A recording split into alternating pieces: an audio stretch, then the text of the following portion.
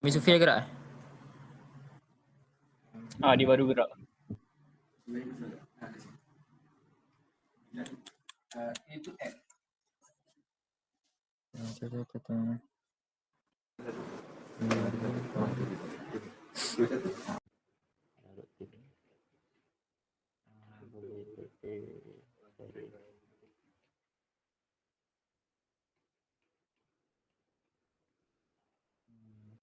Nanti bila start je event, ambil masa daripada start sampai habis. Boleh? Boleh. Lepas tu yang lagi seorang ambil masa setiap speaker dengan forum. Berapa minit diorang cakap. Dapat? Okey, boleh. Apa? Boleh. So nanti ada masa full, masa speaker 1, speaker 2, speaker 3 dengan forum. Dapat? Okey. Amir Zakaria. Yes sir. Amir Sufi memang tak dapat join? Tak boleh join langsung. Okay. Tak apalah Amir Sufi tu kita ambil masa hari tu lah. Kalau macam tu, sekejap, moderator dah ada ke? Sekejap tunggu moderator sekejap.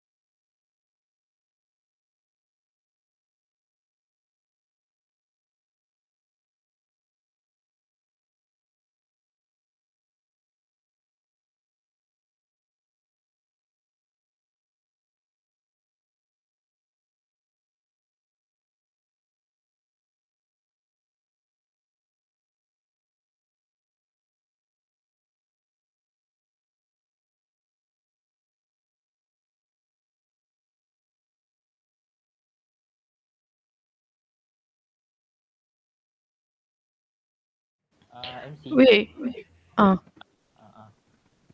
Feedback punya QR kalau dalam skrip bahagian mana? Masih bila? Sekejap Feedback untuk closing lah kan? Dah after habis Kalau ikut teks MC, kalau tak dekat mana? Dekat dismiss bawah sekali. Lepas tak gambar? Lepas tak gambar. Alright. Weh, aku berperasan dekat yang poster kita yang tengah display sekarang ni, dia tulis Microsoft Team. Kat situ pun kena tukar jadi Google Meet kan? Itulah Google Meet. Lah. Tak apa beritahu. Multimedia. Sekejap. Okay. Itu tak apa. Tu nanti malam dia cerita. Tunggu sekejap, asyik tak macam mana di sini. Untuk TTK ada tak dalam ni? Ada. Siapa ni? Tolong perkenalkan diri. Nazhan Nafis. Okay, baik. Untuk TPK esok 8.30 boleh? Boleh pengarah. Boleh. Boleh. So, kita tunggu moderator kejap.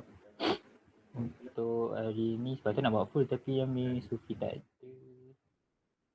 Kita pakai masa dia masa race ride je lah.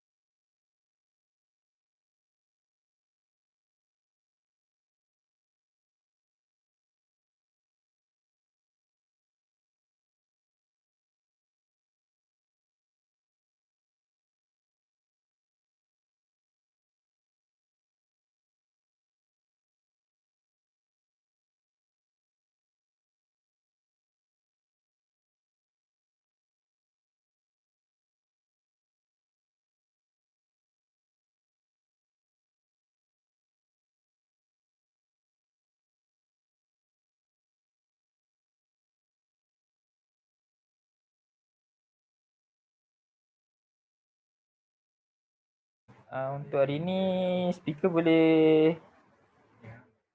present slide sendiri tak? Boleh. Alright. So untuk esok just nak inform kita akan pakai slide tu dekat technical punya laptop. Cuma korang akan kawal guna device Amir Sufi kan? So nanti tak payah tukar-tukar present. Dapat?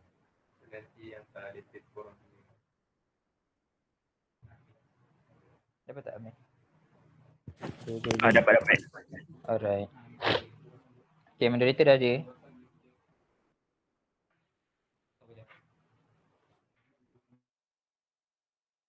Sekejap kita nak set up technical sekejap lepas tu kita start.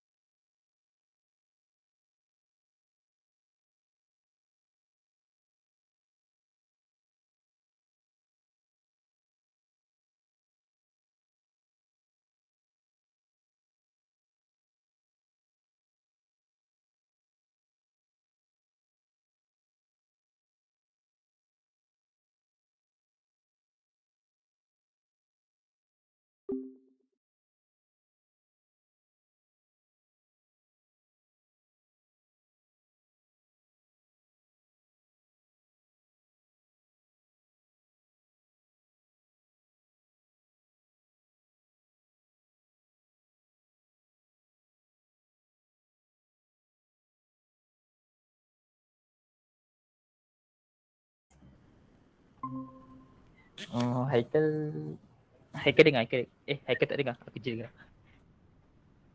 Sekejap. Okey, dia dengar.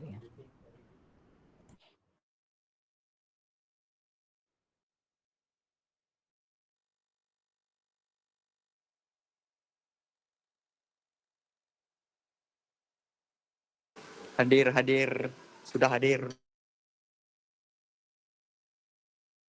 Okey, sekejap. Kita tunggu teknikal jap. Tengah set up YouTube. Okey. Yang lain tunggu je lah. Kau kat bilik Midat ke bilik ni? Bilik Nafis. Kat mana? Teratai 1. Bilik nombor? Allah, teratai 1.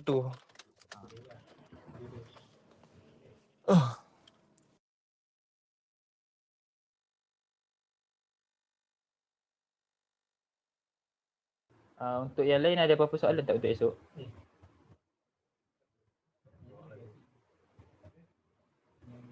Tak ada. Yang lain? Yang biro-biro kelas tu better letak bilik sekali dengan speaker moderator semua ke? Kita nak tak bilik asing? Ni siapa? Sekejap. Biasa.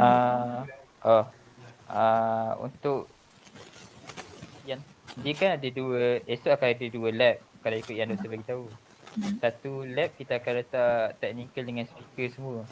So biro tugas-tugas khas yang terlibat adalah fotografer dengan yang tukang screenshot. So mana-mana yang tak terlibat semua duduk dalam lab lagi satu. Okey, faham.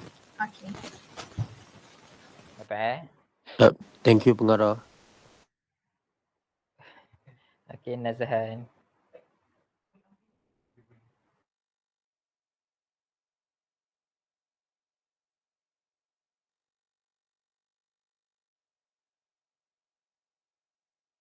Okey, MC boleh ready kita akan start pukul 3.10.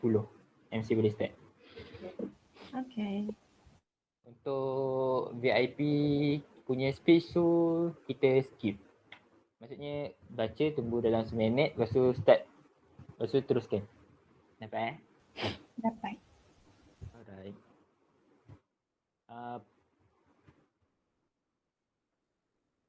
Tengah masa ready. Nombor bilik. Tadi cakap tak ada. Nombor bilik 1530. Ada bar. Tapi kau nak minda dulu kat bar.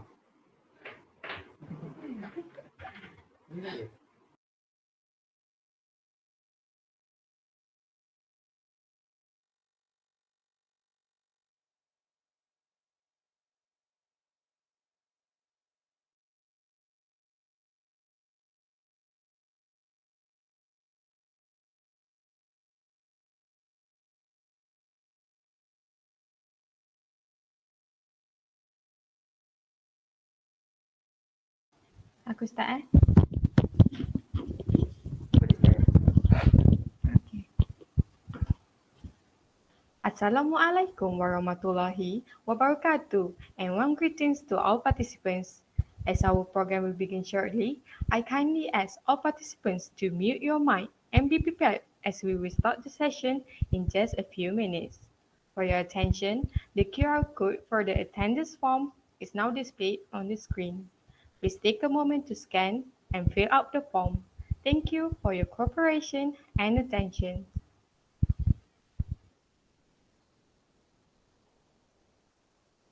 Tunggu 1 minit ke? Tak sampai 1 minit pun. Tak. Okay. Kita nak terus. Boleh? Apa je? Teruskan. Teruskan Bismillahirrahmanirrahim. Assalamualaikum warahmatullahi wabarakatuh and greetings to all the participants. Peace be upon you. Welcome everyone to this special webinar. My name is Siti Zulaika binti Muhammad Faizul Nizam and I am honored to be your host for today's program. On behalf of University Teknologi Mara Shah Alam Campus, I would like to warmly welcome fellow participants of Universitas Sriwijaya, Indonesia. It is indeed our great pleasure and honor to have you here. I hope this session will be insightful and beneficial to all. Let's seize this moment let's seize this opportunity to learn, share, and engage with one another. Ladies and gentlemen, we kindly ask you to take a moment and listen to the Malaysian national anthem, Negaraku, followed by the official song of UiTM, Wawasan Setia Warga UiTM.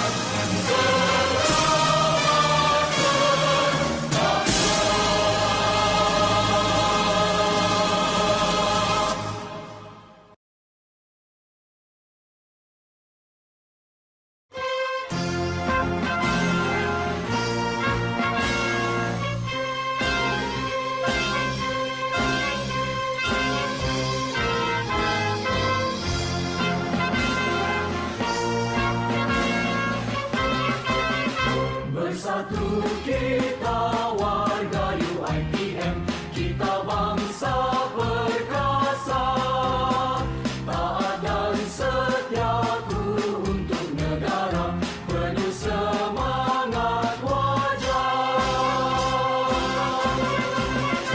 Kita jangan mudah terlupa pengorbanan perjuangan anak bangsa.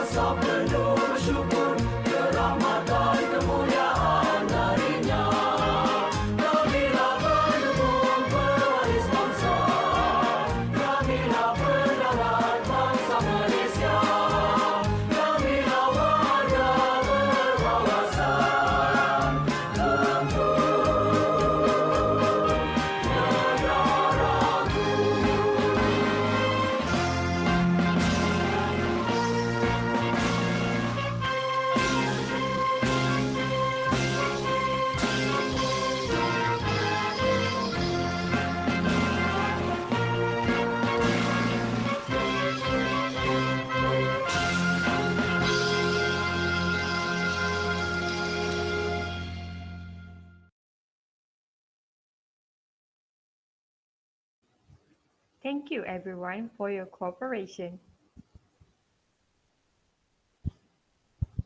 Ladies and gentlemen, to bless our program on this glorious day, let us together welcome Muhammad Zainul Izzuddin to lead the prayer.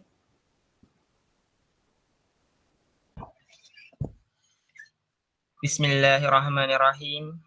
Alhamdulillahirabbil alamin. Wassalatu wassalamu ala asyrafil anbiya'i wal mursalin wa ala alihi wa sahbihi ajma'in. Ya Allah, ya Rahman, ya Rahim, hanya padamu sahaja kami panjangkan kesyukuran atas segala rahmat dan berkat-Mu bersempena dengan Majlis SULAM KPPIM 2024 pada hari ini. Bukakanlah hati-hati kami, lapangkanlah dada-dada kami supaya kami dapat berkongsi ilmu.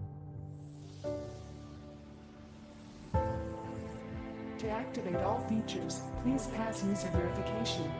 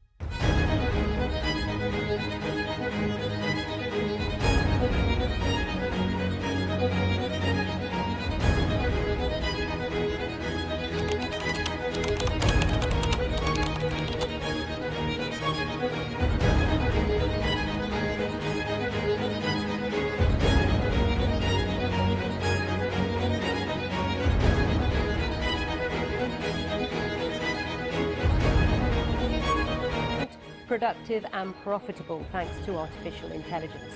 Archana Shukla reports.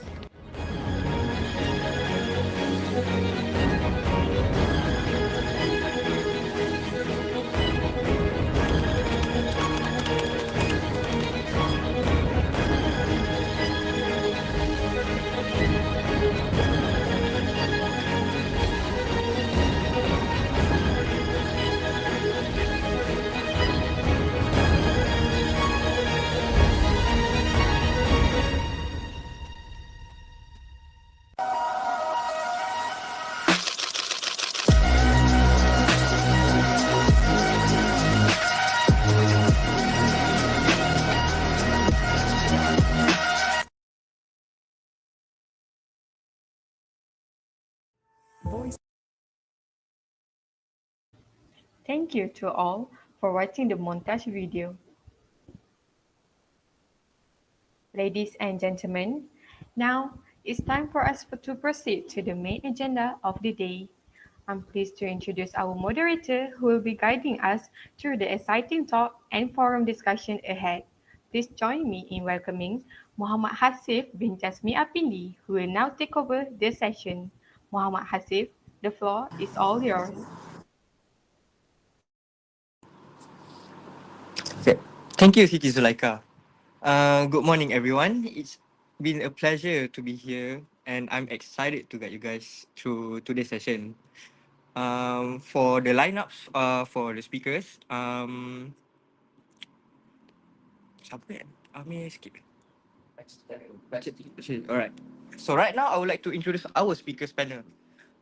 First of all, we have Amir Sufi, a technology enthusiast with a practical experience in AI.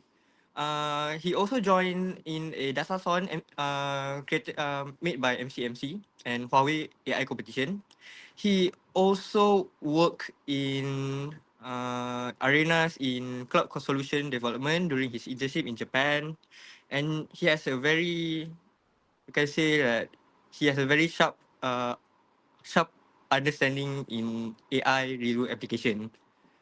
Then next we have Amir Zakaria, who brings both academic and practical insights into AI and IoT, Internet of Things. He has also participated in specialized AI training with Huawei and Amazon, two of the biggest company in technology. And then he also focused on the capabilities and ethical application of advanced AI technologies. He also worked closely with students as a teacher or educator, which gives him a lot of unique perspective on the impacts of AI and digital privacy. And then lastly, we have Ko Adam. He who has dedicated part of his professional development to cybersecurity. He has completed foundational courses with Huawei and IBM. So therefore, his background in cybersecurity is especially relevant as we consider privacy in the context of AI systems with and their vulnerabilities. So together, our speakers bring a well-rounded view on the intersection of AI and privacy. And I'm excited to dive into this discussion with them. So please join me, Amir Sufi, Amir Zakaria, and Kodam. For termasuk Amin. Macam Mr. Fee, lepas tu 30 minit. Macam Kadia, terus sambung. Okay. So right now, I would like to invite Amir Sufi to give his talk about cybersecurity and AI. Okay, kita rehat seminit, lepas tu kita sambung. Amir Sufi sakit kan? Oh.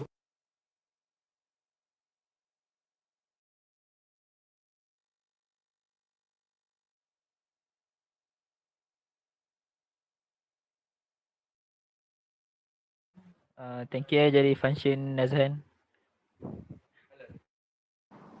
Buat nampak meriah. Halal. Baik dan Nazhan. Okay, kita sambung. Q&A aku jaga ke Amin jaga? Kau dia jaga kan? Okay. Apa aku check link here. Alright. Thank you for such an insightful perspective on the AI, the dynamic relationship between AI and cybersecurity. It's fascinating actually, and it's a little humbling for me. To think about how these two fields both challenge and support each other in today's digital landscape. From from the proactive threat detection to sustainable AI alliances, I think that you have really highlighted the complexity of modern defenses. So now, to take this discussion further on, let's hear from our next speaker, Amir Zakaria.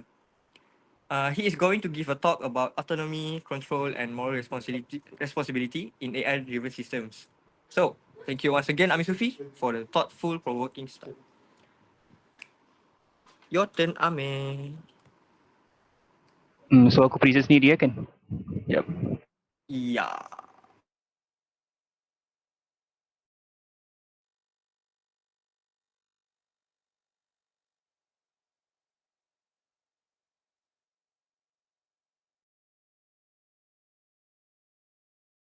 Okay. Can you see my screen?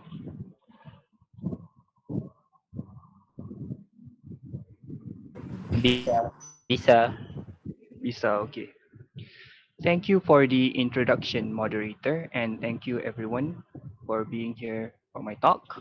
Now, as touched upon the previous speaker who was talking about AI in cybersecurity, if you notice, there is a much more prevalent use of AI in cybersecurity, especially nowadays with the applications of AI in all sectors. So, in my section today, I'll be talking about the aspects that can help us use AI, which are divided into two different categories, plus AI and AI plus, as safely as possible. So before I go forward, I would like to clarify two things.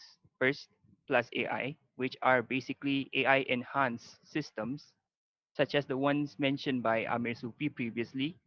And also there are software such as photo editors that use AI assistants. And there's also AI plus systems where instead of AI enhancing it, AI is used as the core, as the heart of the system itself. Okay. Now, everyone, let's look at the concepts of AI plus and IoT before we move forward. AI plus, as I mentioned just now, is a AI-driven system where AI is used as a core of the system itself. Now, in AI, you could imagine it similar to an infant child, where it consists of the input, where it gets all the data from, such as microphones, cameras, etc. The brain, which processes the data received from the input, which is typically algorithms. The output, things that show the results of the processed data, such as it could be lights, it could be in video form, text form. And lastly, the most important component in an AI is the HMI, human machine interface. This allows the human being to interact with the AI itself. Now, if combined with IoT, which stands for Internet of Things, and Internet of Things is basically things interconnected to each other either through cloud computing, connection through the cloud, or edge computing, connected to the connection of two devices in near proximity of each other. This can be used in an AI plus system. Now, let's imagine this situation. Let's say we have a fully automated nuclear defense system, a fully automated nuclear defense system fully run by AI with no human control. What do you think is going to happen? Now, let's say that the AI detects something, a, somewhat of a threat, even though it's not a threat, it's just a fluke. What do you think is going to happen? Now, as I'm sure all of you could imagine, it will lead to a disaster. So, whenever using an AI plus system, there must be three different aspects that we must consider: autonomy, control, and moral responsibility. Now, autonomy is basically how much the AI can do on its own. A fully autonomous AI is not a good idea. That's where control comes in. Control is where the human being itself controls what the AI can do, and at the same time sets the limit of what the AI must do. And lastly, being moral responsibility, since AI itself doesn't have any feelings. All of it depends on the training of the AI. It can be biased, but it's never neutral. It all depends on the training. So another question comes in: what if the AI makes a mistake that costs lives? Who is there to blame? Should I blame the person who trained the AI? Should I blame the developer who made the AI? Or maybe the company? That's where moral responsibility plays a really big role. Now, moving forward, everyone, how does these three aspects shape AI plus altogether? Now, let's look at a few examples that I have found. Now, first, in the world of healthcare, AI-powered diagnostic tools can help doctors diagnose patients. Let's say, for example, I have a fever, and could cut time both in terms of finding out the treatment and also getting the medication.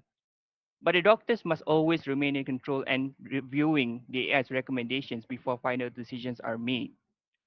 As you could imagine, let's say I went to the hospital to check for a fever, and all of a sudden the AI says, "Oh, you have cancer." Now, if there's no second opinion, I would be worried because all of a sudden I have cancer. It's just a fever.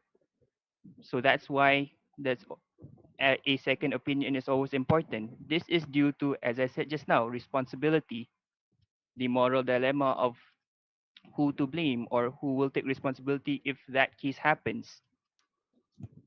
Now, next, self-driving cars. I'm sure all of you are familiar with self-driving cars produced by Tesla.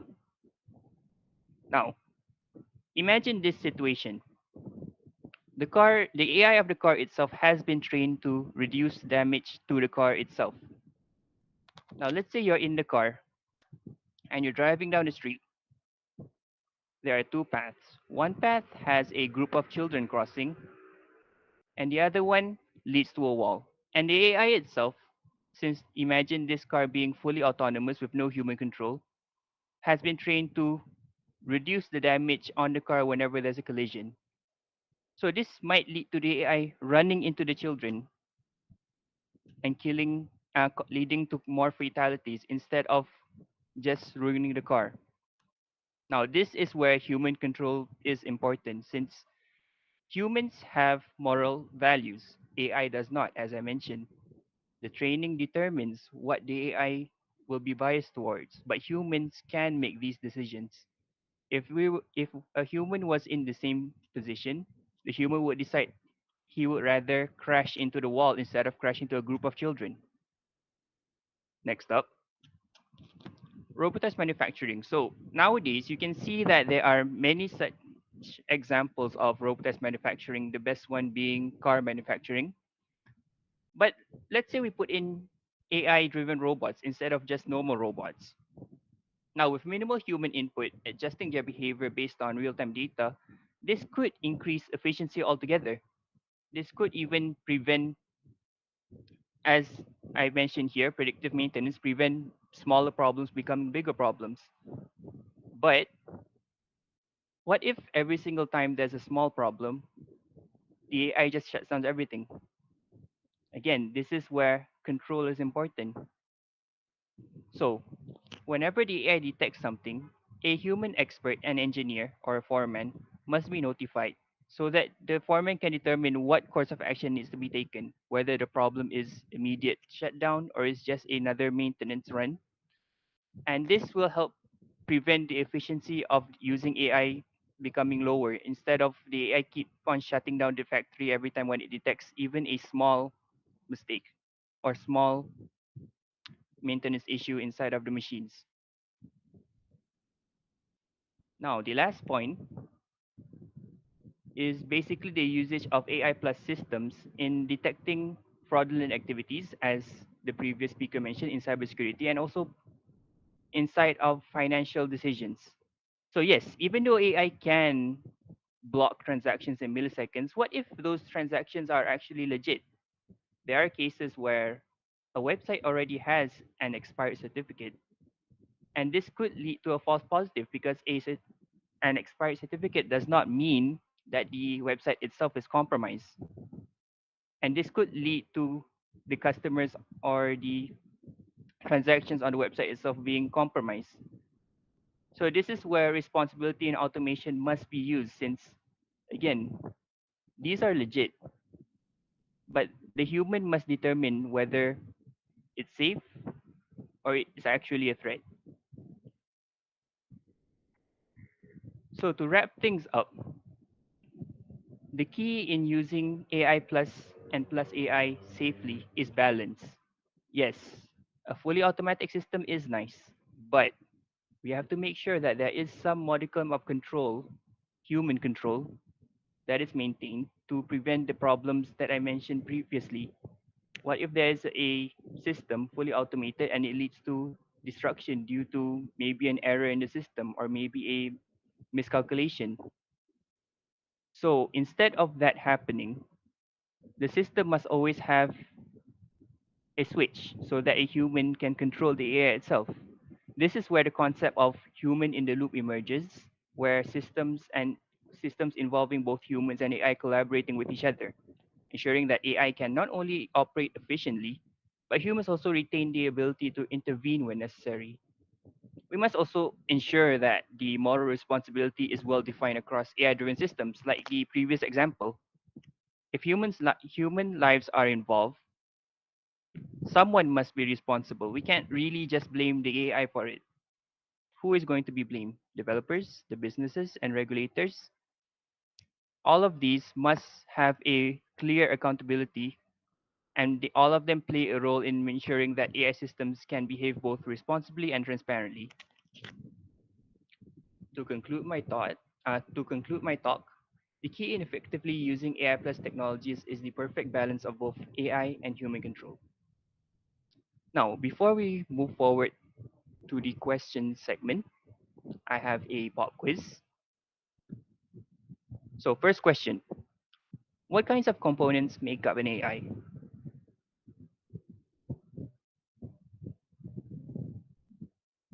Interesting answers.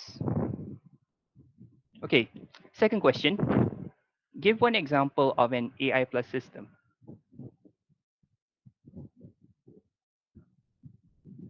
Very good. Last question, does AI require a human machine interface, HMI? Excellent. Okay. So these are the answers to the previous questions. Number one, an AI always consists of four things. The input, it receives the data, the brain processes the data, output takes the processed data and turns it into results, and lastly, the HMI, the human machine interface, which connects the humans and AI together, giving humans control over the AI itself. Second answer, ChatGPT, automated cars, so many examples that are relevant. And the last answer, yes, a HMI is very important. As I mentioned previously, whenever there's an automated system, there must always be a way for us humans to control it to prevent any unforeseen consequences. So if you have any questions, feel free to ask me anything.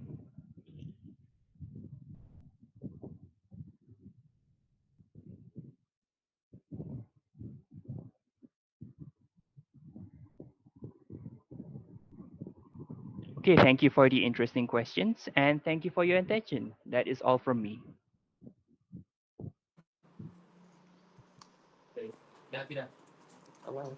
Test camera, test camera. All right, thank you for such an insightful perspective. Sorry. All right, thank you, Amin Zakaria, for such a thoughtful exploration, autonomy, control, and moral responsibility in AI-driven systems. I think that your insights have highlighted the complexities of ensuring that AI not only enhances our capabilities, but does in a way that aligns that ethical standards.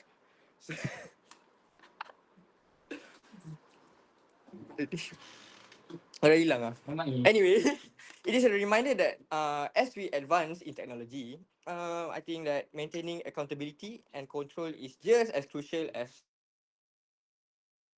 So right now, to delve even further into the discussion, I would like to welcome our last speaker for today, Ku Adam Haris, who will give a talk about the benefits of AI in industry. So, would you please, Ku Adam Haris? You may start your presentation. Thank you, MC, and good morning, everyone. First of all, I want to thank everyone for making this webinar possible and for joining me here today. I'm here to talk about one of the most transformative forces of our time, artificial intelligence, and its application across various industries. Before we begin, I want you to think about what was the last time you used AI? When was the last time you used ChatGPT or scrolled down TikTok and YouTube just to see the recommended videos in your feed? AI has been seamlessly melded into our life nowadays, and that is the same thing happening to various industries. AI has moved beyond being just a futuristic concept, and today it plays a vital role in industries such as healthcare, finance, manufacturing, transportation, retail, and even agriculture. But what's particularly exciting is the concept of AI plus, where AI is integrated with technologies like Internet of Things, cloud computing, and the blockchain. At the same time, Plus AI focuses on embedding AI deeply into specific workflows, driving businesses' outcomes with precision, and much more.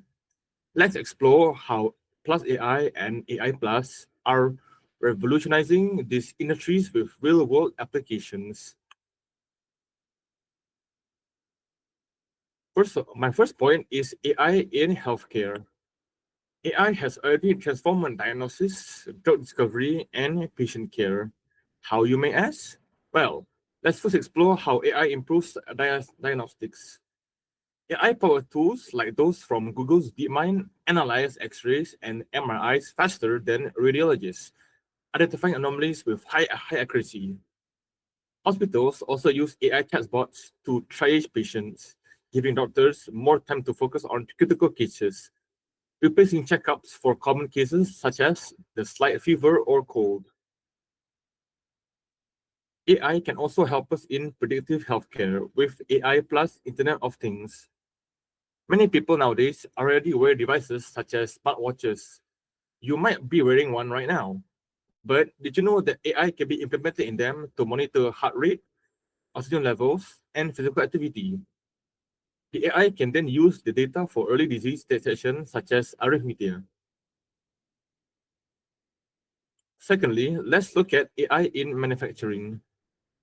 In the manufacturing industry, AI and AI plus systems can enhance production lines, therefore improving quality control and helps reduce unwanted downtime in maintenance.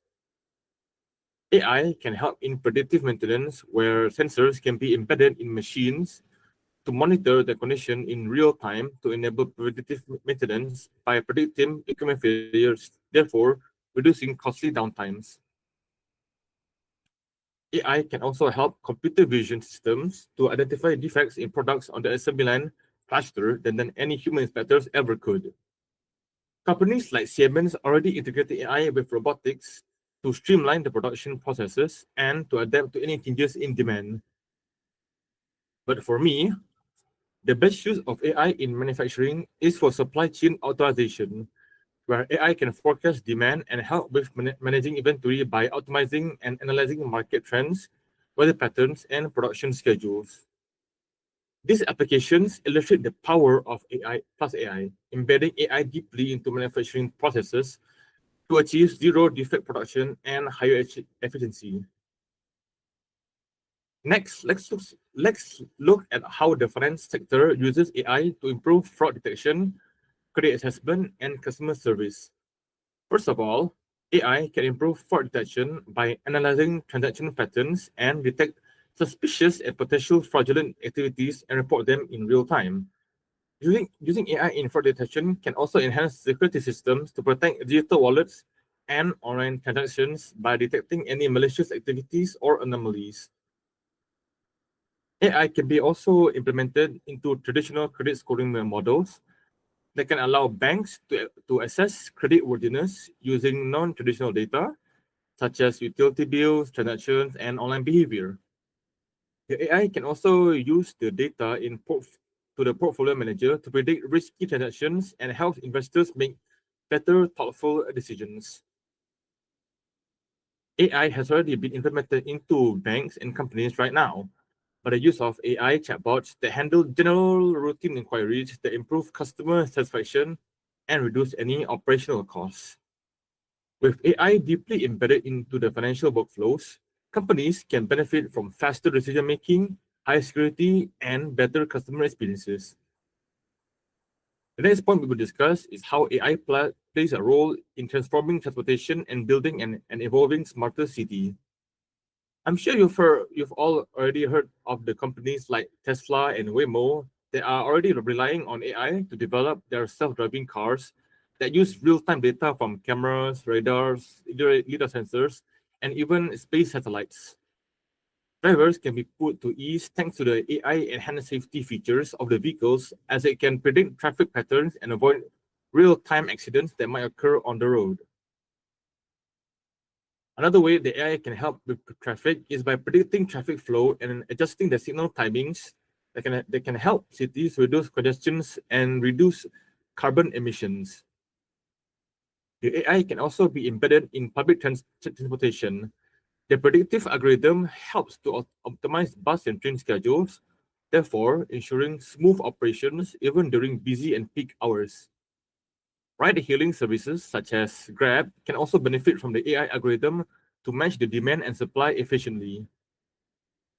Those are the AI plus applications that can make cities more livable and public transport systems more sustainable for the future.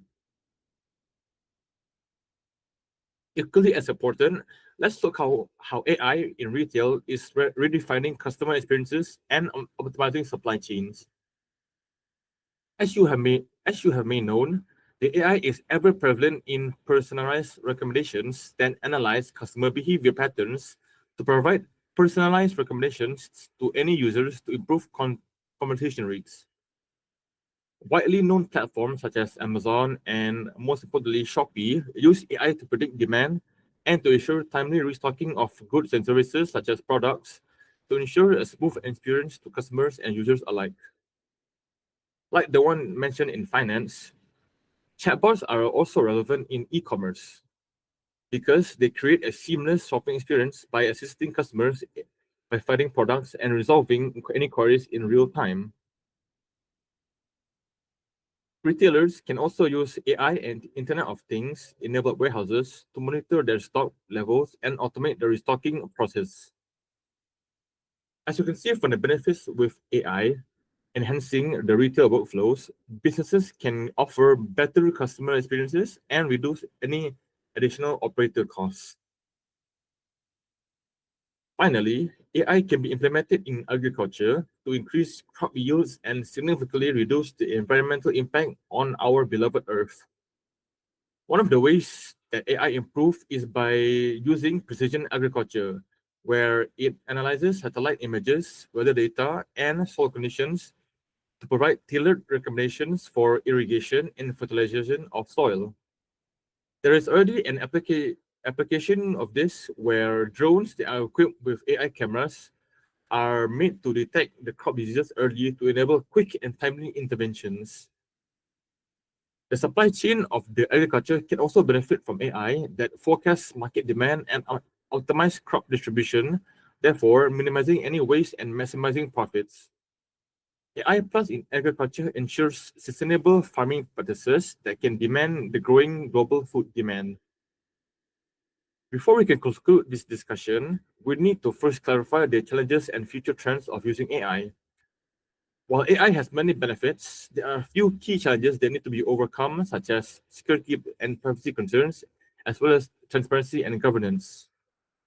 Firstly, AI-powered systems are vulnerable to cyber attacks and data breaches, making it essential to secure the data across the entire AI ecosystem. What's more, AI systems must be transparent and explainable to avoid any biases and errors.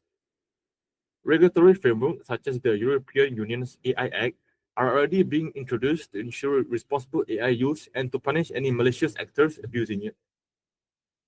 Looking forward, AI will become even more integrated into industries with the rise of 5G, quantum computing, and edge AI. The future holds exciting possibilities, but it will also require collaboration between governments, businesses, and researchers to address these challenges. In conclusion, AI and AI Plus are driving unprecedented innovation across multiple industries, from smart healthcare and autonomous vehicles into personalized retail and sustainable farming. The applications of AI are diverse and transformative. As we embed AI deeper into the workflows and combine it with other technologies, industries are becoming more efficient, resilient, and sustainable. However, to fully realize the potential of AI, we must address the challenges around security, privacy, and governance. With the right framework and collaboration, AI can help us build a better future for everyone. Thank you for your attention, and now we have a pop quiz based on the discussion. Firstly, name 2 industries that AI has been implemented in. And secondly, what are the security issues related to the usage of AI in industries? I will give a few minutes for you to think about and give for the answer. All right, thank you for your feedback. And these are the questions. For the first question, it is agriculture, healthcare, or transportation, etc. For the second point, it is privacy issues such as possible data breaches, any malicious attackers, and much more. Thank you for your attention, and I'll be happy to take any questions now. Thank you all for your insightful questions. That is all from me. Thank you again. All right. Thank you, Ko Adam Harif, for a very insightful talk about the benefit of AI in industries. So all of those things are very good to be true. You know, I think that not everything is sunshine and rainbows. Not everything is good. Everything has a drawback. You know, so without wasting our time, I would like to continue with our forum. So our forum.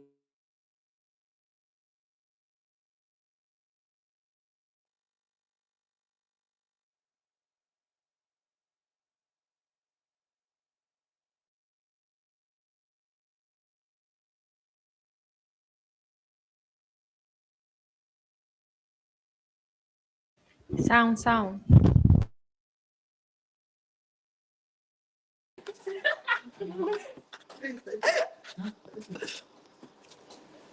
So according to Stanford University's news article, AI systems pose many of the same privacy risks that have been facing during the past decades of internet commercialization and mostly unstrained data collection. Now, why, you might ask? Did you all aware that all of the rumors that have been lingering around for the past year saying that, oh, the companies are stealing our information or they are tracking our data using our like device, like mobile devices, or maybe like even Wi-Fi TVs.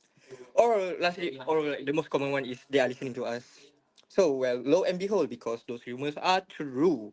And this time is more crystal clear because, um, everyone can make their own AI. And I think that bapak kau, more people are aware that the way we train our AI model is not so ethical.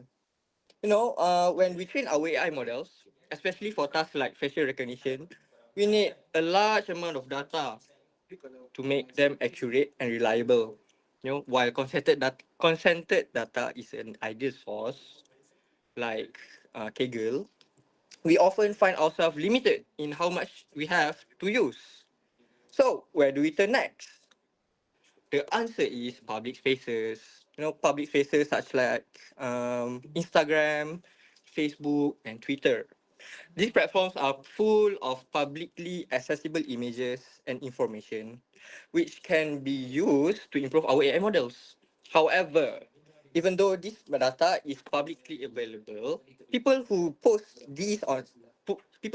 on these platforms may not realize that their content are being used for AI training. So this brings up a significant ethical and privacy concerns as people haven't explicitly agreed for their data to be used this way. So back to our main topic here. Um, I would like to ask. Kau dah tukar ke? Speaker one dulu Speaker two dulu. I would like to forward my question to speaker two. It is about privacy, data privacy especially. So okay, I can see for speaker two, I can see that the vast potential in using AI as a core, but how does one ensure that the data collected for training purposes do not fall in the wrong hands? So let's say that in the medical industry where tons of data will be collected, how does AI or perhaps the human protect the confidentiality of the patient's information? Can you please answer my question? Thank you for the question, moderator. So, it all goes to the same thing that I previously mentioned, control. Now, why is control so important? Now, moderator, I have something I would like to ask you in return. Imagine this situation. Let's say that you went to the hospital and you just gave all of your data, your home address, and then your full name, all of the important stuff that you want to keep away from everyone. And then the next day, you heard that there's a data breach. How would you feel? How would you personally feel? I feel violated, and I think that I feel very naked knowing that people have my personal data, and I don't know Yes, what are they doing to it. exactly. So when using these kinds of data, lots of things could happen. But with AI, as I mentioned, with AI, yes, you can protect your data better. However, there is a situation where not everything is unbreakable. I'm not sure if everyone has ever heard about the Enigma code. The Enigma code was used widely during World War II, and during that time, it was considered the most advanced type of code, which was considered unbreakable. It was used by the Germans. But then one day, there was a computer scientist named Alan Turing who managed to break the code itself, and that was in World War II. Now, imagine nowadays, AI itself, it consists of one of the main components of AI is coding. Coding itself can be manipulated. So this is where control plays in protecting your data. Yes, even though a fully automated AI security system for your information is really nice, but there must also be a essence of human control so that both human and AI work with each other to protect your data from being stolen. Now, as I said, if the AI works on its own fully autonomously, things could go wrong. Maybe legit transactions could be blocked, or maybe, for example, the AI could be exploited using things such as manipulation of coding. But let's say that we only use a human to protect the security of your information. Now, what could happen? What could possibly go wrong? Number one word, soci- social engineering. Humans can be lied to, humans can be gaslit. And using social engineering, you can manipulate a person to give things you want. Now, examples of social engineering, there are many examples. The most popular one being phishing, where sometimes you might get a random email, for example, from a Nigerian prince asking for 100 ringgit, and in return, he will give you $1 million. Now, if you accept that offer, congratulations, you've been scammed. Same thing for everyone who has ever experienced phishing or any form of social engineering. Now, humans themselves are vulnerable, but if they work together with AI and AI works together with humans with enough control, this could guarantee the safety of the information and at the same time guarantee the integrity of the information itself. Does that answer your question, moderator?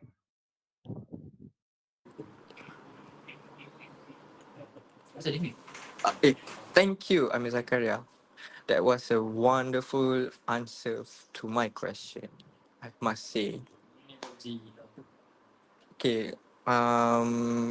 Does any speakers have any like points want to add to Amir Zakaria's answer, or maybe want to disagree to it? If there is no answer to it, so let's continue with the second question. So speaker one tak ada. So speaker one nak buat macam mana ni? So ada penalti dah. Jangan bodoh. Alright, speaker one tak hadir. So lastly, speaker three, Ku Adam Harid. You touch upon various application of AI in various industries, which is quite interesting actually. However, how does AI on its own is able to preserve the privacy of its user and not compromise the integrity nor confidentiality of the users themselves? So, how can you be so confident that whatever collected by the AI will be remain in safe hands? Like, you should please answer. Tak kuat Salibas. That is a very interesting question, and I'm sure that your question has been also been questioned by multiple people, especially the older generation or younger, depends, where they don't really fully trust AI for the safety of their data or their credentials and stuff. But that is understandable because it is just a machine, just a trained machine, and the trained machines can be sometimes good or bad depending on depending on the developers and creators. So to solve this, we need the developers to be held responsible, such as what Amir said before. But then we also need the developers to make the AI with fully transparent. And what transparency means is that everything from the development to the process to everything in between, where the user or the anyone can see what the AI is doing, such as maybe the AI is storing your data inside a database. You can see the audit log and stuff like that.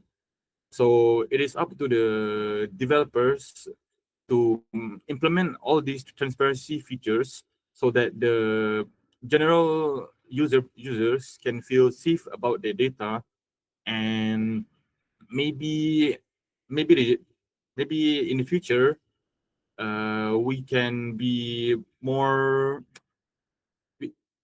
there'll be more general knowledge about AI, so that it will be believable, more believable and more safe. And yeah, that is my thoughts. Does that answer your question?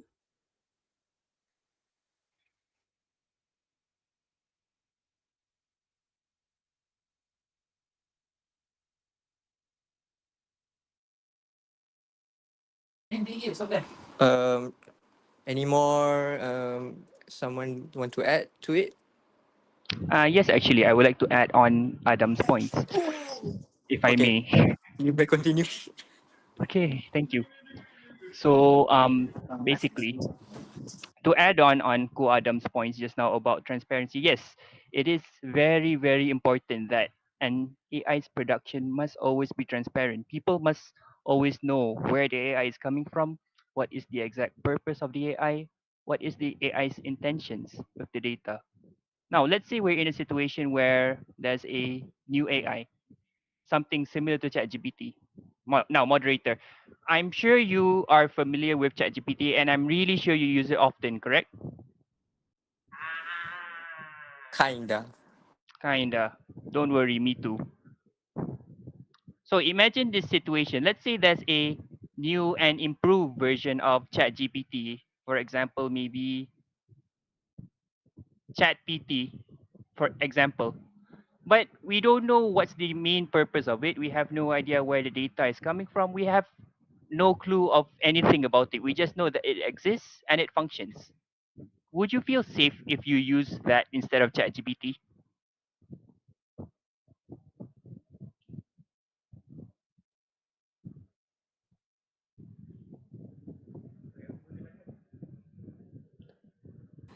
Hello. Hello? Ah, dok dengar, dok dengar. Terdengar, okay. Now, I'll just repeat my question. Would you feel safe if you were using an alternative to ChatGPT that you did have no idea about its backgrounds, about its purposes, about where it gets its data? You just know Hell that it no. exists and it No, no, no, works. no. No, right?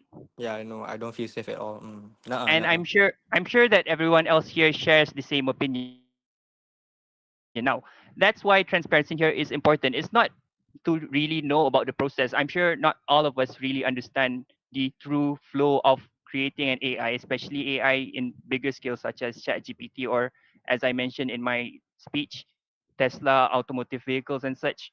But the importance here is that we need to know what are the true intentions of it, because sometimes, like for example, during the Russian-Ukrainian war, deepfakes were used as propaganda. If I'm not mistaken, the prime minister of Ukraine himself, there were deepfakes of him spreading around online saying that, yes, we have surrendered. And this was done using deepfakes. Deepfakes can be applied using AI. This is one of the malicious intentions of AI. And that's just the political figures. It could be in larger scale, especially for us in the public. Now, that is the one thing that we need to always remember whenever considering to use an AI. We need to know where it comes from, and the AI itself always must be transparent. That's all from me, moderator. Thank you. I like how you point out that in real life situations, transparency is also a big deal for us humans. So, dah habis lah. So, Amir tak ada ke nak petik kat Amir? Masuk petik. Amir dah masuk ke Amir? Amir belum eh? Pokok dia tengah cek set dulu masuk tu. Tak tak. Saya sekarang biar sampai habis sampai si last tu. Lepas tu terus tak kau masuk. Dia cakap, kalau panggil Amir Kalau panggil Amir start je lah. Dia cakap dia punya part. lepas tu tak buat sikit je. Sikit je Chief, Amir dia nak. Amir ada. Sambung Amir. Amir tu Alright. aku. Amir kau ke Amir Sufi ni? Amir Sufi, bukan Amir aku. Okay. Amir Sufi sama. Alright. Amir Sufia. Are you there, Amir Sufia? Jangan tunggu dia masuk link.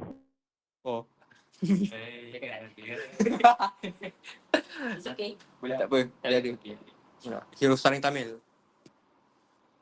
Saya sudah sampai Malaysia.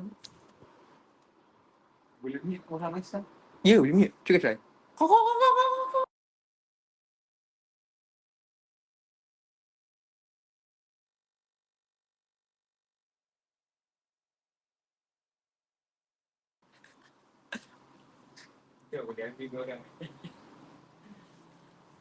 Penjaga masa ambil masa tak tadi?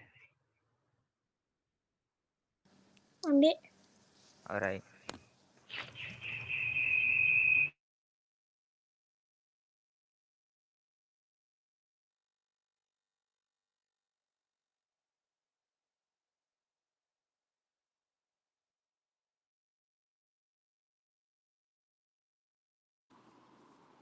Amir Sufi.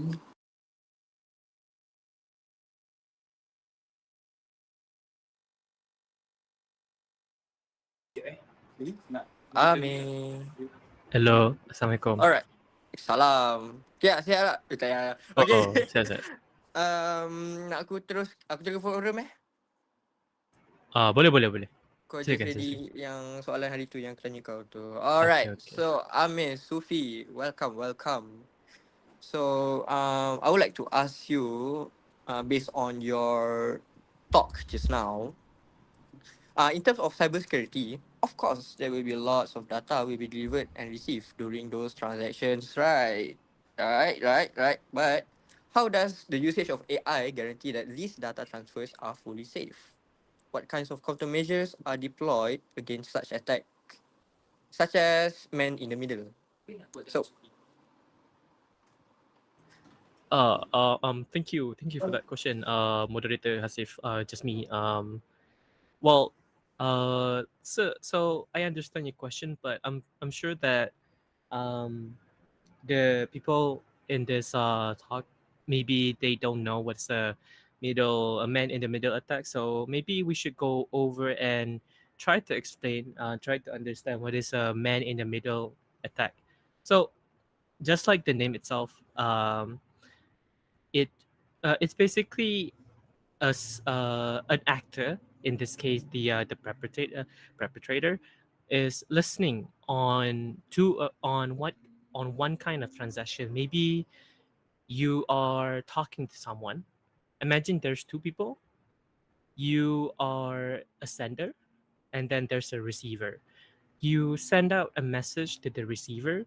You as a sender send out a message to the receiver, and then there's some random guy lah, listening to the conversation, right?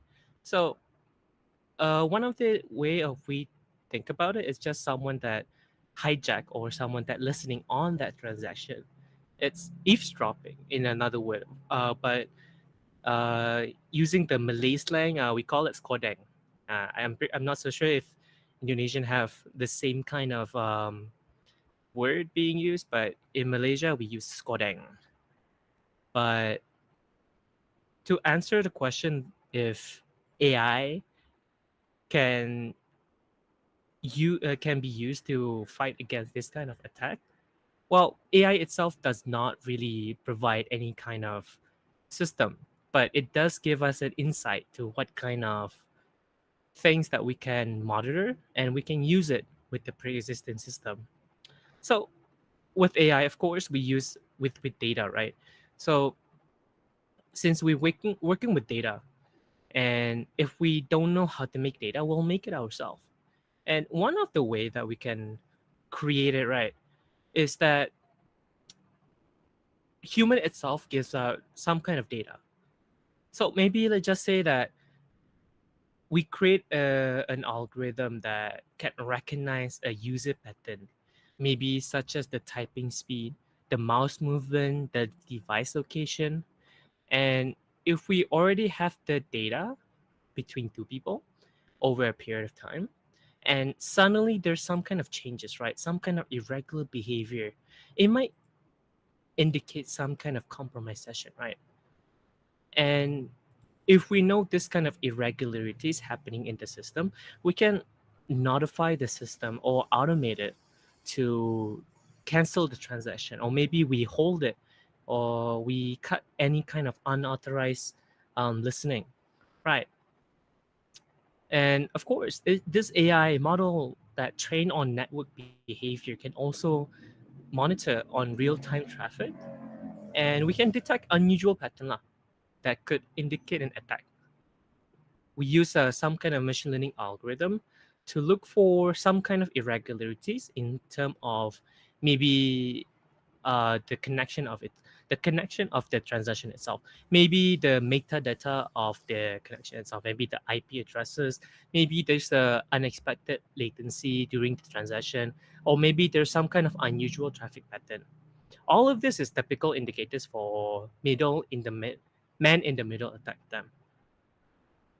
And let's just say that we used a traffic analysis for this kind of attack, right?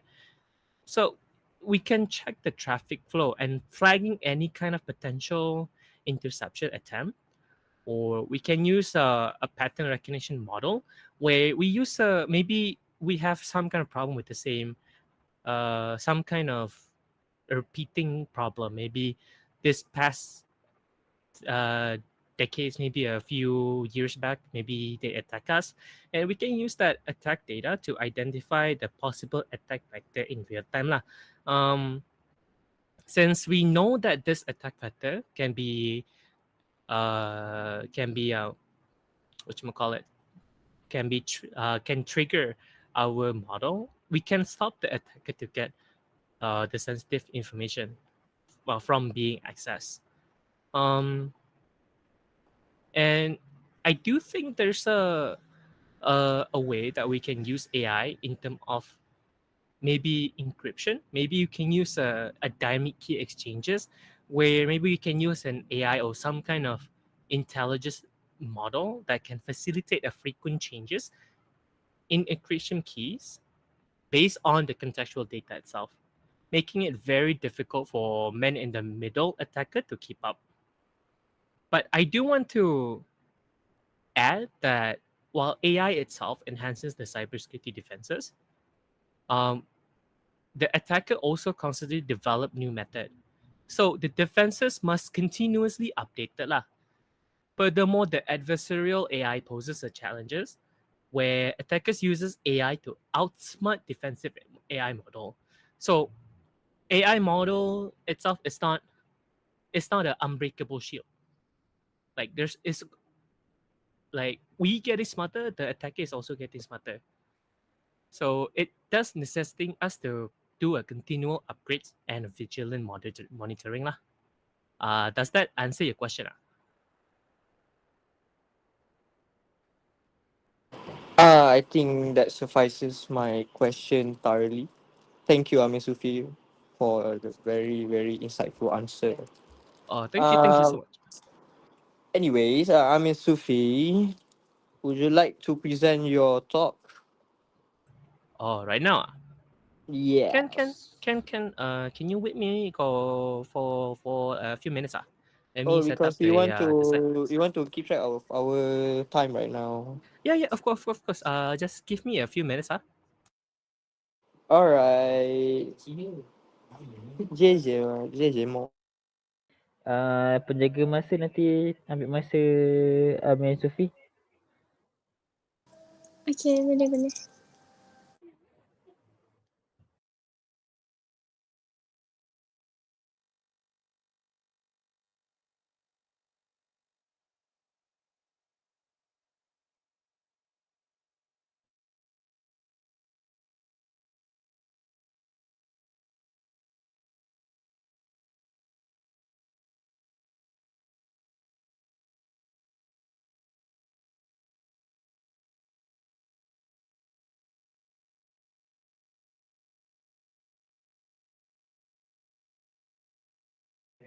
Nanti Amir Sufi habis sambung tak apa, moderator plus ke MC nanti.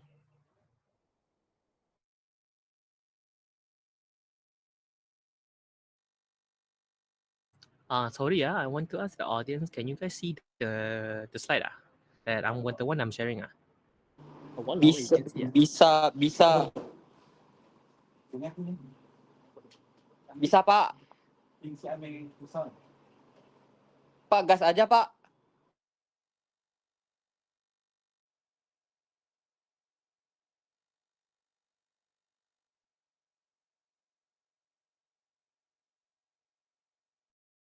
Oh yeah, thank you for that introduction, moderator Hasif. I also that was a very educational introduction. I do so. First of all, I do want to thank the committee from the KPPIM and also the committee from the Universitas Srivijaya for allowing us to have this opportunity to create this event come to fruition. And I also want to thank our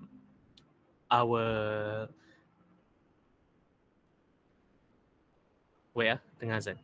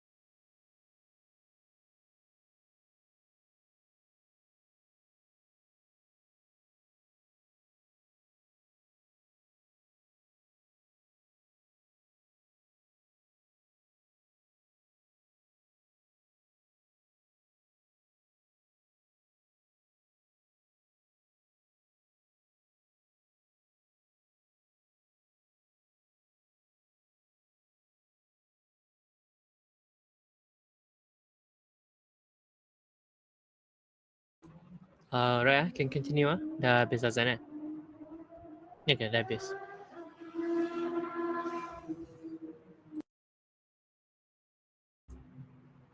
Right, can continue Boleh, bisa. Okay. Alright. So good morning everyone. Thank you for that introduction, the moderator Hasif, and also thanks to our MC Siti Nuzulaika, and I also want to thank the committee from the KPPIM SULAM and also from committee from the side of Universitas Sriwijaya for giving us the opportunity to make this event come to fruition. I also want to thank our director, Daniel Taki, for giving me this opportunity to give a little bit of my insight in terms of cybersecurity. Although I might not be somewhat qualified, uh, maybe among the speaker in this event, but I do hope that all of us can gain some kind of insight, some kind of enlightenment uh, with this what I would call knowledge sharing session. And also, good morning to our dear participant, our dear for joining this event and waking up in the morning and lend us your ear to listen to our talk. And yeah, today I would like to talk about two things: cybersecurity and AI. So, what is this evolving relationship between these two powerful forces, right? So, we all know that cybersecurity has been a critical aspect of safeguarding our digital infrastructure.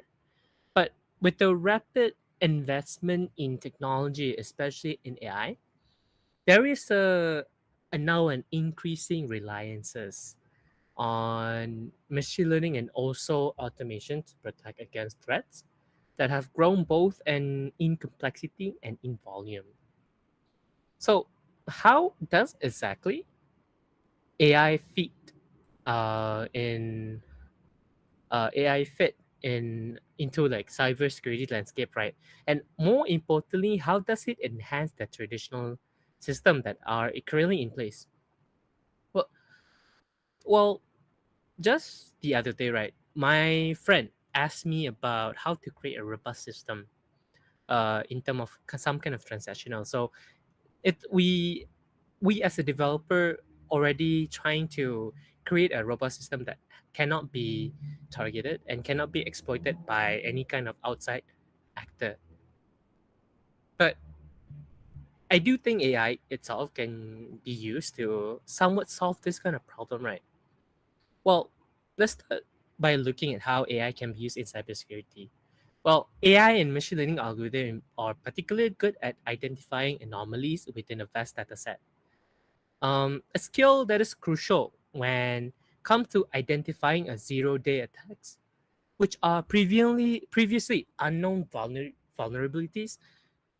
Traditional cybersecurity systems often rely on signature-based detection, meaning they can only catch threats that have been seen before. However, zero-day attacks exploit a vulnerability for which there is no known fixes, and this kind of attacks making them particularly dangerous. This is where AI shines. Machine learning algorithm can detect unusual sustained behavior that deviates from the what we call a normal consensus, flagging for potential threats even before they are fully understood. Maybe we can say an AI notices a subtle deviation in network traffics or the way user interacts with the system. It's one of the indication of an attack or malware infection that traditional methods might miss. Um, and maybe you might say that, well, like how? How can this work? Like how we can use AI in terms of network traffics? Well, for network traffics, it mostly related to data topology, right? But how does it relate? Well, data topology just refers to how data is structured, interconnected, and flows through the system. And AI models are very good at analyzing this complex data topologies, understanding not just the individual node of information, but how they interact within a larger network. This allows AI to predict a potential point of failure or areas where a system might be vulnerable. By learning, the AI system can create a map of what's normal for that specific environment, making it very much easier to detect and respond to irregularities. But you might ask, well, aren't all system an old system can already do that? I mean, how does much differ from the traditional system what we've been relying on for so long, right? Well, traditional system they operate with a predefined rule and pattern, right? They're more reactive, meaning they can only act once a threat has already been identified. But with AI, on the other hand, is very proactive.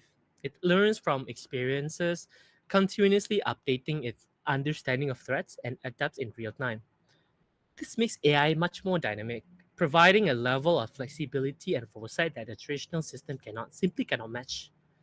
It's just thinking one can only work if you already know, and the other one, it's something more abstract. But so this abstraction, right, this agility is essential as we enter the era of fourth industrial revolution, where automation, big data, and AI converge to transform industries. In cybersecurity, AI enhances our defenses by providing a predictive capabilities that not only react to threats but also anticipate them. But of course, with any kind of revolution, any kind of innovation, right, in any kind of spaces, there's always going to be challenges. especially in cybersecurity, we can actually apply game theory, which models strategy interaction between attackers and defender. By using AI as a defensive move or as a shield, we inevitably introduce new ways for attackers to target our system lah. Often using AI themselves. In fact, have been like cases where malicious actors have developed AI-driven attacks, especially in areas like audio-visual system. Maybe you guys have heard about this. It might not be a cybersecurity, but it's somewhat related. Where have you guys seen a story or newses? Right, they use AI to somewhat replicate the voices of their close one, and then they use that voices to do some kind of fake kidnapping and get some kind of blackmail money, and that has been like quite new in the spaces right now. This thing is quite new. I think it's only came up in like a few years ago, like maybe 2 years ago, where when ChatGPT is coming out. I'm sure all of you know ChatGPT, right? You guys have used ChatGPT, especially the student here. Yeah? I mean, we all lazy, so we all use it. But anyway, this attack often exploit the same algorithm designed to defend us, tuning the well, we call it turning the tables. And AI automation and machine learning capabilities are incredibly powerful. But if we become more reliant of it and maybe tip over to over reliance on this system, it can somewhat expose us to new risks. So as a defender, we need to build a smarter system because attacker are also building a smarter ways to breach them. It's like you have a shield and then another one have a spear. You innovate a new shield, the attacker also create a new spear, and you guys just fight over which one have the stronger we a stronger weapon. So how can we move past? How can we move past this, right?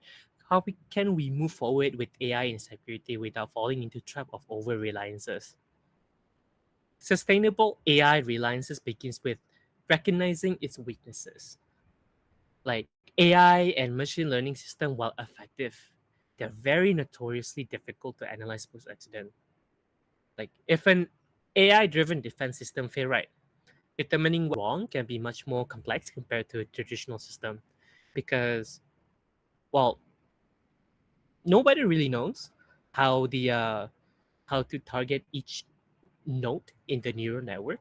So it tends to operate as a black box where it's kind of difficult to monitor their decision-making processes, because technically AI doesn't really know what they're doing. Just everything just some kind of like a network, right?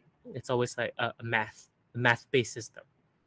So there's no what we call a logic or inherent intelligence behind it. But anyway, since we don't know how to, because it's open as a black box, right? It's very difficult to monitor and their decision-making processes during real-time operation. That's why we, as a future developer in IT spaces, must adopt a balanced approach. While AI is a powerful tool, I admit it, AI is a very powerful tool.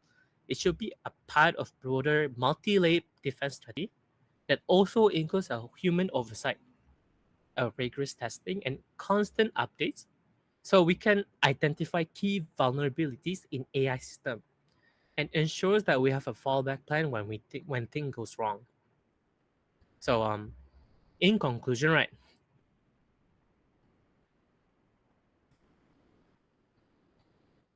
In conclusion, the integration of AI into cybersecurity represents an exciting leap forward, offering a powerful tool for detecting and preventing attacks. But as Uncle Ben said before, with a great power comes with a great responsibility. As we continue to develop this system, it's crucial that we don't become complacent. By balancing innovation with caution, we can harness the full potential of AI while safeguarding against its vulnerabilities. So we together can build a future where AI doesn't just react to threats but anticipate them, keeping our system and ultimately our world privacy secure. Thank you. So we open for Q&A session. Got any question?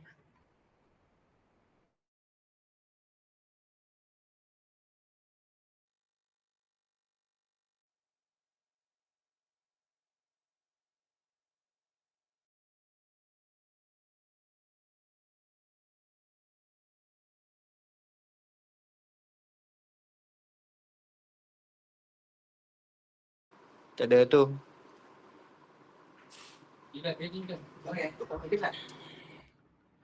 Walau weh. Alright. Aku ambil balik Okay, boleh silakan. Alright. Thank you Amir Sufi for your speak just now. Sekarang kita pura-pura kita ambil forum kan? Kita pura-pura ambil forum pasal aku bagi dekat Siti Zulaikha balik. Okay. Alright. Is there any question for the forum from the Indonesian side? Ada enggak? Ada enggak? Enggak ada. Upipin? Tak ada. Alright. So if there is no further questions, I would like to end our session here and pass back to our MC, Siti Zulaikha. You may please. Got some question for moderator, right? Ya. Soalan aku buat soalan ni. Aku buat soalan. I have a question for you. Aku pula kena. Spanish or English? Sudah. Okay. Zulaikha, cepat. Okay. Thank you to our esteemed speakers and moderator for the entertaining and informative talk and forum discussion. Your knowledge and perspective have truly added great value to today's program. Let's give them a round of applause for their excellent contribution.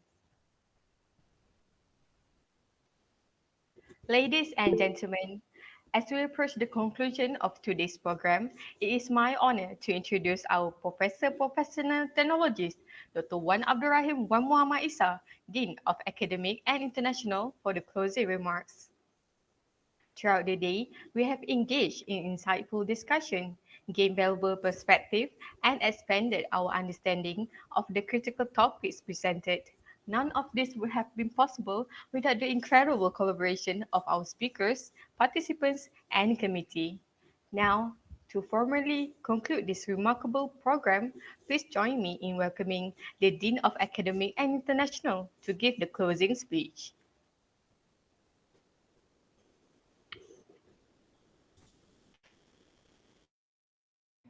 Okay, teruskan.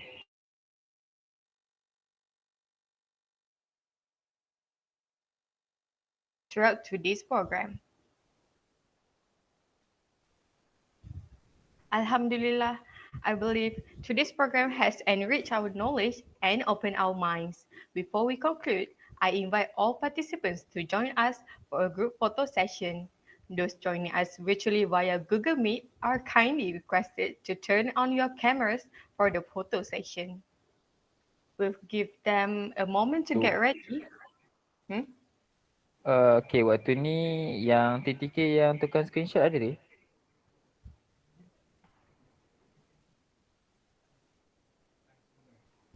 TTK yang tukar screenshot ada dia? Fahim. Okay, waktu ni kalau korang nak ambil alih pun boleh, macam nak bagi kamera ke macam mana ke ikut korang lah. Dapat Ya, macam mana Kak? Tak faham. Macam kalau tak semua buka kamera kan nampak macam lopong-lopong kan. Dia yang tak buka kamera. So korang yang handle benda tu, nak bagi semua buka kamera untuk korang screenshot. Maksudnya kita bagi arahan lah. Yes. Faham.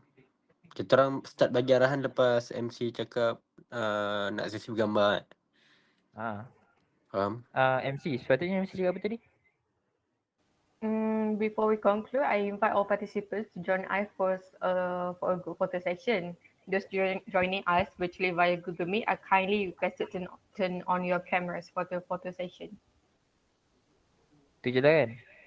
Sebelum lepas tu macam aku takut ni, we'll give everyone a moment to get ready. Please turn on your cameras and make sure that you're in frame. Tapi lepas tu nak tunggu 2-3 minit pun boleh je. Tapi after we'll give everyone a moment to get ready tu lah.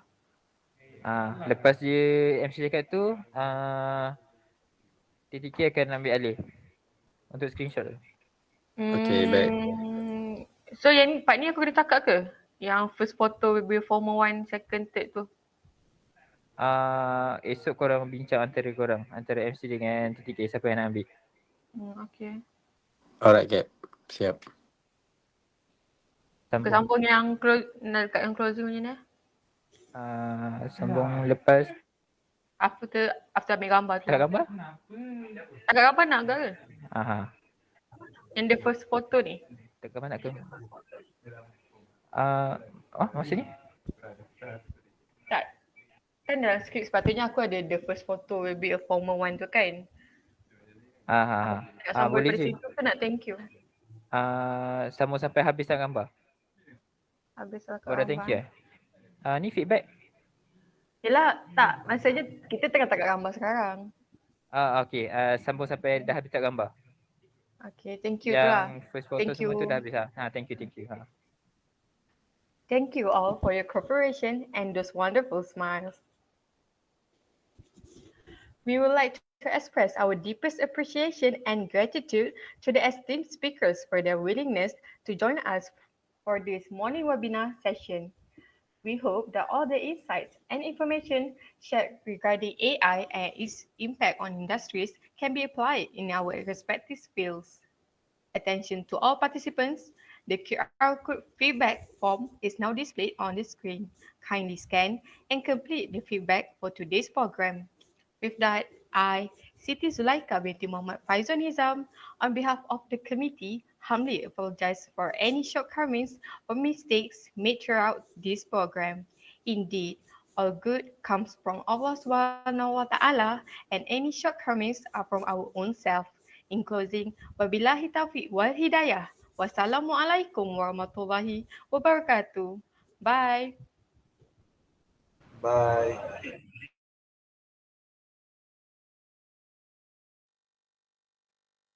Okay, penjaga masa dah boleh stop.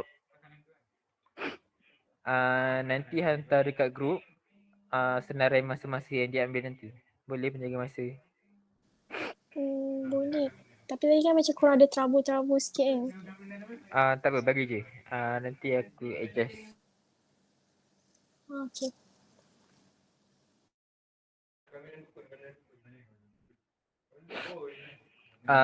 Setakat ni ada apa-apa soalan tak? Tak ada. Okay, untuk speaker dengan MC pembaca doa moderator. Apa Meh? Tak ada. Tadi aku tanya esok memang 8:30 sharp aku dah sampai. Okay. Sebab kita nak set up dulu. Takut ada masalah kalau kita start lambat. Okay, untuk MC, moderator, pembaca doa dan speaker, esok korang buka kamera tau. So rambut semua kena kemas Dapat?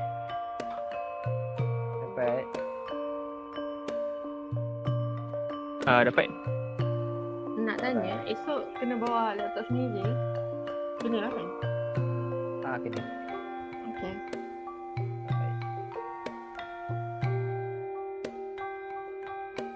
So aku rasa sampai sini je kot kita punya raptai.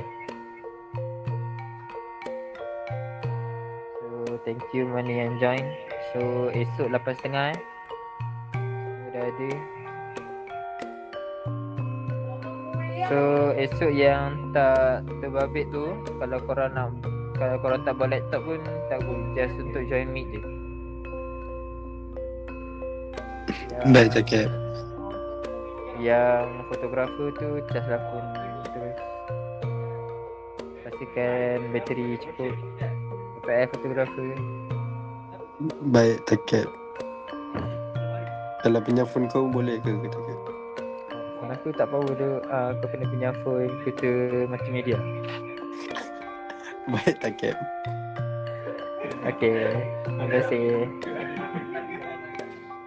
Terima kasih madam. Right, thank you. Alright. Thank you. Okay, terima kasih.